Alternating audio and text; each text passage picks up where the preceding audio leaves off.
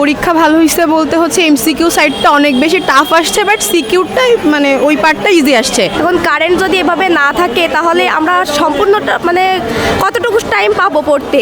আচ্ছা, পরীক্ষা কেমন হয়েছে? পরীক্ষা ইনশাল্লাহ ভালো হয়েছে, কিন্তু এমসিকিউটা অনেক কঠিন ছিল। এই পরীক্ষা চলাকালীন বিদ্যুৎ যাতে বিভ্রাট না হয়, কোনো ঘাটতি না হয়, ছেলেমেয়েদের পড়াশোনার টাইমটা যাতে নষ্ট না হয়। তীব্র লোডশেডিং ও বৈরী আবহাওয়াকে সাথে নিয়ে যশোরের অভয়নগরে সারা দেশের ন্যায় উৎসবমুখর পরিবেশে এইচএসসি ও সমমানের পরীক্ষা শুরু হয়েছে। রোববার সকাল 10টা থেকে দুপুর 1টা পর্যন্ত এই পরীক্ষা অনুষ্ঠিত হয়। আমার নাম মাহাজাবিন, আমি নওপাড়া সরকারি কলেজ থেকে পরীক্ষা দিচ্ছি। পরীক্ষা আলহামদুলিল্লাহ ভালো হয়েছে। পরীক্ষা ভালো হয়েছে, আমরা নোয়াপাড়া কলেজ থেকে পরীক্ষা দিচ্ছি। পরীক্ষাটা ভালো হয়েছে, সিকিউটা সোজা ছিল, সিকিউটা সবই লিখতে পেরেছি, কিন্তু এমসিকিউটা আমার জন্য একটু কঠিন ছিল। এমসিকিউটা হলের ভিতরের পরিবেশ ভালোই ছিল, তেমন কোনো সমস্যা হয়নি। অভয়নগরের বেশ কয়েকটি কেন্দ্র ঘুরে দেখা যায় কড়া নিরাপত্তার মধ্য দিয়ে এই পরীক্ষায় অংশগ্রহণ করেছে সাধারণ শিক্ষার্থীরা। নওপাড়া সরকারি মহাবিদ্যালয়ের কেন্দ্রে গিয়ে দেখা যায় 5 শিক্ষার্থীর অনুপস্থিতিতে এই কেন্দ্রে 503 জন পরীক্ষার্থী পরীক্ষা দিয়েছেন। এখানে ছাত্র পরীক্ষার্থী আজকের দিনে 226, ছাত্রী 282, মোট 508, অনুপস্থিত 5 জন, উপস্থিত 503। এখানে ইউনো মহোদয় সকালবেলায় ভিজিট করে গেছেন, পরিদর্শন করছেন। কলেজে পরীক্ষার পরিবেশ সন্তোষজনক। পরীক্ষা কেন্দ্রের পরিবেশ স্বাভাবিক থাকলেও তীব্র লোডশেডিংয়ের অভিযোগ উঠেছে সংশ্লিষ্ট কর্তৃপক্ষের বিরুদ্ধে। এতে পরীক্ষার্থীদের পড়াশোনা বাধাগ্রস্ত হওয়ার পাশাপাশি ফলাফল বিপর্যয়ের আশঙ্কা করেছেন অভিভাবকরা।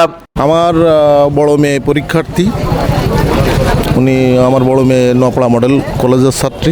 যতটুকুনি প্রস্তুতি নেওয়ার পরীক্ষা দেওয়ার জন্যই শারীরিকভাবে সুষ্ঠুভাবে প্রস্তুতি নিয়েছেন। বর্তমান যে বিদ্যুৎ যে বিভ্রাট, তাতে ছেলেমেয়ের পড়াশোনার খুবই ঝামেলা হচ্ছে। তার কারণে এই পরীক্ষার সময় যদি এভাবে বিদ্যুৎ বিভ্রাট হয় তাহলে পড়াশোনায় খুব সমস্যা। আর আমার মেয়ে এমনি অসুস্থ, সে হচ্ছে শ্বাসকষ্ট রোগী।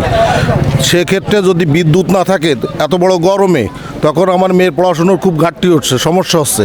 আমরা এই যে সকালবেলায় আসছি, এসে বাচ্চারা নিয়ে ভিতরে ঢুকাই দিয়ে দাঁড়ায় আছি, আবার এই তাকে এখন নিয়ে যাব এই অপেক্ষায় আছি ইনশাল্লাহ। আর এবং রাত্রে যতটুকু তার সাথে সহযোগিতা করার, সাহস দেওয়ার, এগুলো চেষ্টা করছি ইনশাল্লাহ। লোডশেডিং বিদ্যুতের ব্যাপারে বলার আছে, মানে কি যে বিদ্যুৎ যদি বিদ্যুৎ অফিস যদি আমাদেরকে করতো, আমরা তো নওপাড়াবাসী হিসাবে বিদ্যুৎ যেটা পাই, আরেকটু যদি ওটা করা যায় সেটা ভালো হয় আর কি। এদিকে শিক্ষার্থীদের সাথে কথা বলে জানা যায় উৎসবমুখর পরিবেশে পরীক্ষা দিয়ে সন্তুষ্ট তারা, যদিও তীব্র লোডশেডিং এর অভিযোগ ছিল শিক্ষার্থীদের কণ্ঠেও। আসলে আমরা বলতে চাই যে যেহেতু আমাদের পরীক্ষা এখন একটু এরকমটা না করাটাই ভালো, যেহেতু আমাদের পড়ারও অনেকটাই ক্ষতি হচ্ছে। আমরা একটু ভালোভাবে পড়তে পারি, একটু ভালোভাবে পরীক্ষা দিতে পারি। আর তারপরেও যে এখানে এইচএসসি পরীক্ষাটা কি হয়, ইন্টারটা 2 বছর হয়, সেখানে আমাদের দেওয়া হয়েছে 1 বছর 2 মাস। তাহলে আমরা তো ফুল সিলেবাসটাও কভার করতে পারছি না। এখন পরীক্ষার টাইমেও তো কিছু পড়তে হবে আমাদের। এখন কারেন্ট যদি এভাবে না থাকে তাহলে আমরা সম্পূর্ণটা মানে কতটুকু টাইম পাবো পড়তে। এই দিক থেকে আমাদের একটু কারেন্টের দিকে নজর দেওয়া একটু দরকার আছে। নওপাড়া সরকারি মহাবিদ্যালয় থেকে পরীক্ষা দিতেছি, আলহামদুলিল্লাহ পরীক্ষা ভালো হয়েছে। দিতে পেরেছি, কিন্তু লাস্টেরগুলো যে একটু সমস্যা গেছে সময়ের কারণে। আচ্ছা, ভবিষ্যতে কি হওয়ার ইচ্ছা আছে? ওইরকমভাবে তো ভাবিনি, দেখা যাক। ইঞ্জিনিয়ারিং পড়ার ইচ্ছা আছে। পরীক্ষা দিতে নওপাড়া কলেজ। আচ্ছা, পরীক্ষা কেমন হয়েছে? হ্যাঁ, অনেক ভালো। সবগুলো প্রশ্নের উত্তর কি দিতে পেরেছেন? হ্যাঁ। আচ্ছা, কঠিন মনে হয়নি? এমসিকিউ একটু কঠিন মনে হয়েছে। পরীক্ষা কেমন হয়েছে? জি, মোটামুটি ভালো। তবে বরাবরের মতো যশোর বোর্ডের প্রশ্ন যেমনই কঠিন হয়, এবারও ঠিক তেমন।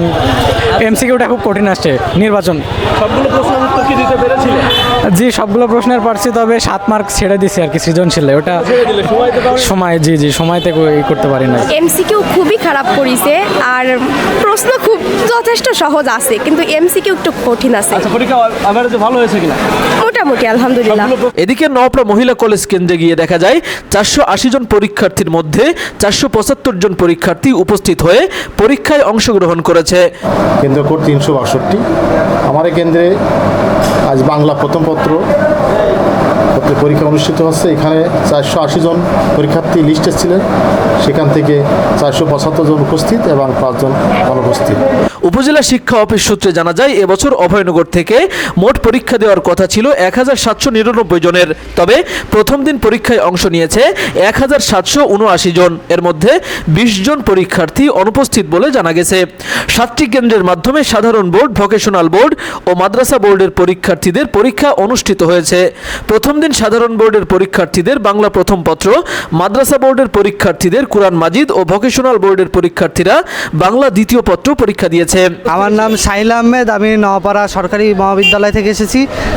আচ্ছা, পরীক্ষা কেমন হয়েছে? পরীক্ষা ইনশাল্লাহ ভালো হয়েছে, কিন্তু এমসিকিউটা অনেক কঠিন ছিল, যার কারণে একটু টাফ লাগছে। সবগুলো প্রশ্নের উত্তর দিতে পেরেছো কি? হ্যাঁ, সবগুলো প্রশ্নেরই অ্যান্সার করছি। আচ্ছা, ভবিষ্যতে কি হওয়ার ইচ্ছা আছে? ভবিষ্যতে আপাতত ইচ্ছা আছে পুলিশ হওয়ার, এখন দেখা যাক আল্লাহ কদ্দুর নিয়ে যায়। আচ্ছা, আর একটা বিষয়, বর্তমানে ঘন ঘন লোডশেডিং হচ্ছে, কারেন্ট যাচ্ছে, এই বিষয়টা কিভাবে দেখছো? তাতে করে পড়াশোনার ক্ষতি হচ্ছে কিনা? এই বিষয়টায় ভাই আমার বাসায় আইপিএস আছে, আমার কোনো সমস্যা হয় না, কিন্তু যাদের নাই তাদের আসলে এটা একটা ভোগান্তির বিষয়, এটা একটা সামাজিক সমস্যা, এটা সরকারের উচিত এই বিষয়টাতে দৃষ্টি দেওয়া। এ ব্যাপারে জানতে চাইলে অভয়নগর উপজেলা মাধ্যমিক শিক্ষা অফিসার শহীদুল ইসলাম দৈনিক অভয়নগরকে বলেন, অত্যন্ত আনন্দঘন পরিবেশে সারা দেশের ন্যায় অভয়নগরে এইচএসসি পরীক্ষা অনুষ্ঠিত হয়েছে। 2024 সালের এইচএসসি সমান পরীক্ষা সারা দেশের ন্যায় অভয়নগরে শুরু হয়েছে। এখানে সাধারণ যে বোর্ড, সে বোর্ডের আওতায় 4টি কেন্দ্র রয়েছে। 4টি কেন্দ্রে মোট পরীক্ষার্থী 1465, উপস্থিত 1450, অনুপস্থিত হচ্ছেন 15 জন। কারিগরি শাখার মোট কেন্দ্র 2টি কারিগরি বোর্ডের আওতায়, সেখানে মোট পরীক্ষার্থী 153 জন, উপস্থিত 151, অনুপস্থিত 2 জন। এবং আলিম পরীক্ষা কেন্দ্র 1টি, সেখানে মোট পরীক্ষার্থী 181, উপস্থিত 178 এবং অনুপস্থিত 3। পরীক্ষা সুষ্ঠুভাবে সম্পন্ন হয়েছে, কোনো পরীক্ষার্থী পরীক্ষায় বহিষ্কৃত হয়নি। পরীক্ষার্থীদের ভবিষ্যৎ বিবেচনায় তীব্র লোডশেডিং কমিয়ে পড়ালেখার সুষ্ঠু পরিবেশ নিশ্চিত করবে সংশ্লিষ্ট কর্তৃপক্ষ, এমনটাই প্রত্যাশা সচেতন মহলের। তৌহিদ হাসান, দৈনিক অভয়নগর। আপনি কি বিশেষজ্ঞ কার্ডিওলজি ডাক্তার দ্বারা ইকোকার্ডিওগ্রাফি করে রোগ নির্ণয় করতে চান? তাহলে আজই আসুন ইউনিক ডায়াগনস্টিক অ্যান্ড কনসালটেশন সেন্টারে। এখানে প্রতি বৃহস্পতিবার ইকোকার্ডিওগ্রাফি করে চিকিৎসা সেবা প্রদান করছেন কার্ডিওলজি বিশেষজ্ঞ ডাক্তার হিমেল সাহা।